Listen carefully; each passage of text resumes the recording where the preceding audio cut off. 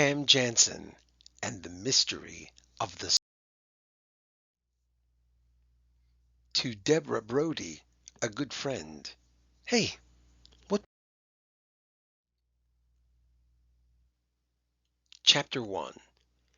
It was the first morning. Cam looked straight ahead. She said, click, and then closed.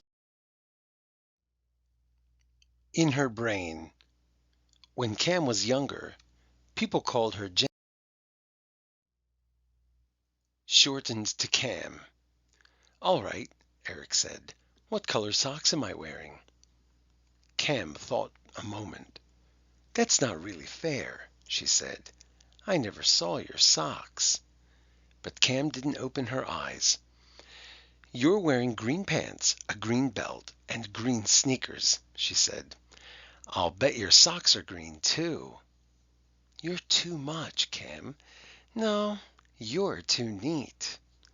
It's my turn now, Eric said. Eric looked carefully at all the stores and people in the shopping mall. He closed his eyes, but he quickly opened them again. Howie was crying. What do we do now? Cam asked. Should I look for your mother? Eric shook his head. Let's wait. Maybe Howie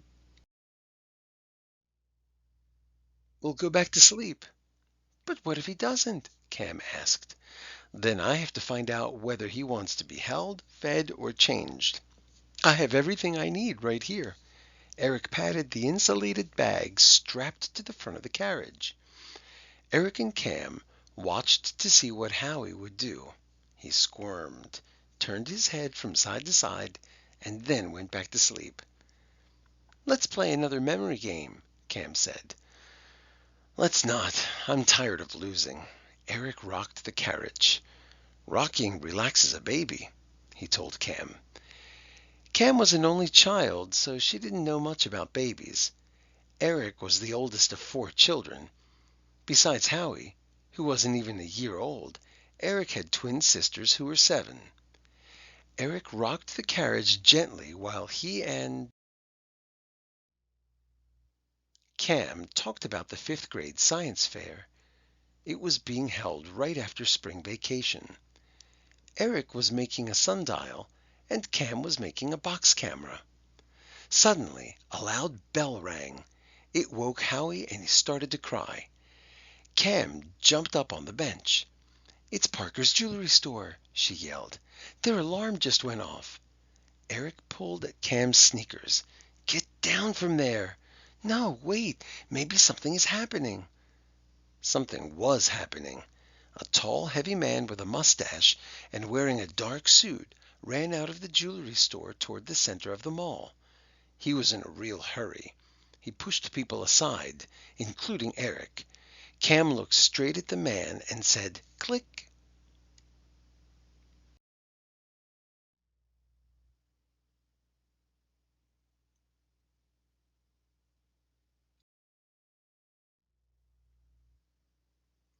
Chapter 1.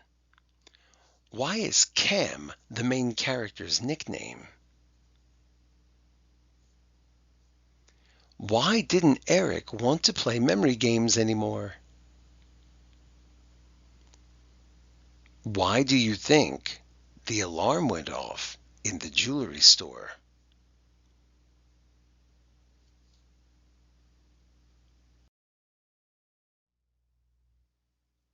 Chapter 2. The man kept running and caused a great commotion. He was bumping into dozens of people.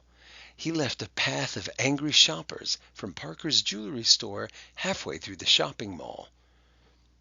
Come back here, young man, one woman shouted, and pick up all my packages. Another woman dropped a bag filled with groceries. Eggs broke. Tomatoes and cucumbers were rolling in all directions. If he's trying to get away, Cam asked, why didn't he run out of one of the exits? What? Eric wasn't really listening. Howie was still crying, and Eric was trying to calm him. Just then, a young couple came out of the jewelry store. Look, Cam said. They were inside when the alarm went off. A small crowd had gathered. Cam was still standing on the bench. From there, she had a good view of the entrance to Parker's. The couple walked toward the nearest exit. The man was wearing a dark suit. He was tall, and so was the woman with him. She was holding what looked like a baby, wrapped in a pink blanket. "There, there, baby," the woman was saying. "Don't cry. It's all over now. Don't cry." The man was holding a very large pink and blue baby rattle. He was urging the woman to walk faster. Cam looked straight at them as they walked past and said, "Click."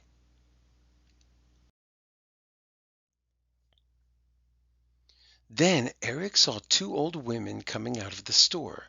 "Look," he said, pointing. "They were in there, too, when the alarm went off."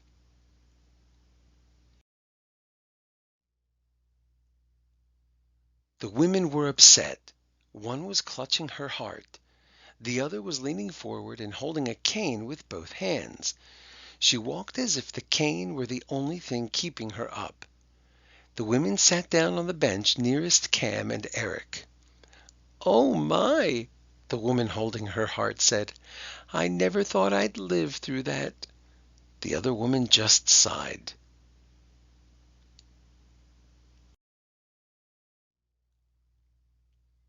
Cam watched the entrance to Parker's a while longer.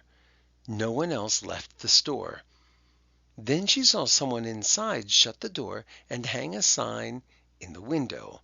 The sign said, "Sorry, we're closed." "I wonder what happened," Cam said as she got down from the bench. Eric rocked Howie in his arms. "I don't know, but I wish they'd shut off that alarm. It's scaring Howie. I'll have to feed him if he doesn't stop crying." Eric held Howie against his shoulder. Howie stopped crying, but just for a minute. A loud police car siren sounded. It startled Howie, and he began to cry again. "Quick, Cam, get me his bottle. It's in the insulated bag." Cam opened the bag and looked inside. Boy, he sure needs a lot of stuff. She gave the bottle to Eric. "Are you sure you know how to feed him?" "It's easy. Watch." Eric cradled Howie in one arm. With his free hand, he fed him the bottle. Howie was quiet. "It works," Cam said. "I guess he can't cry and drink at the same time." The siren got louder and louder. "They must have called the police," Cam said. She watched as the police car turned into the mall parking lot and slowed down. It stopped in front of Parker's jewelry store. Both front doors of the car opened. Two policemen got out and went inside Parker's. A moment later, the alarm over the store stopped ringing. "They better hurry," Cam said, "or they won't catch the man who ran out." The police did hurry. In a very short time they came out of Parker's. They went over to the people standing just outside the store. "Please, we need your cooperation," one of the policemen said. "Did any of you see a man run from here?"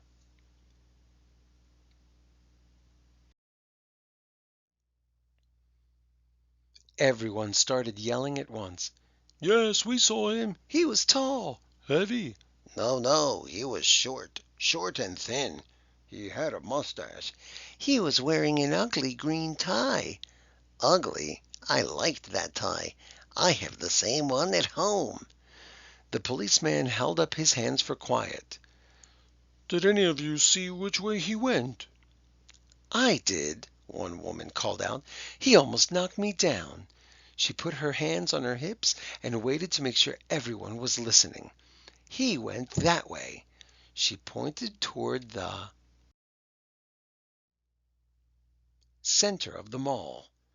One policeman ran to the center of the mall. The other reached into the car.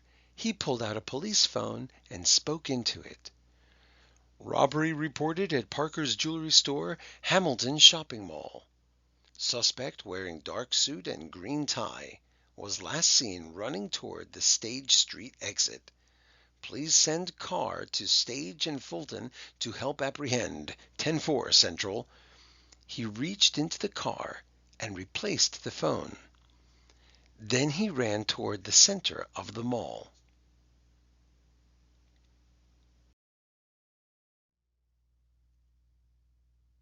Chapter 2. Who came out of the store after the man ran out of it? 2.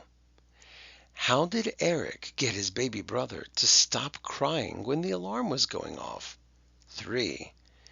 How did the policemen know what the man looked like and which direction he went? Number 4. Where is this story taking place? Does that name sound familiar?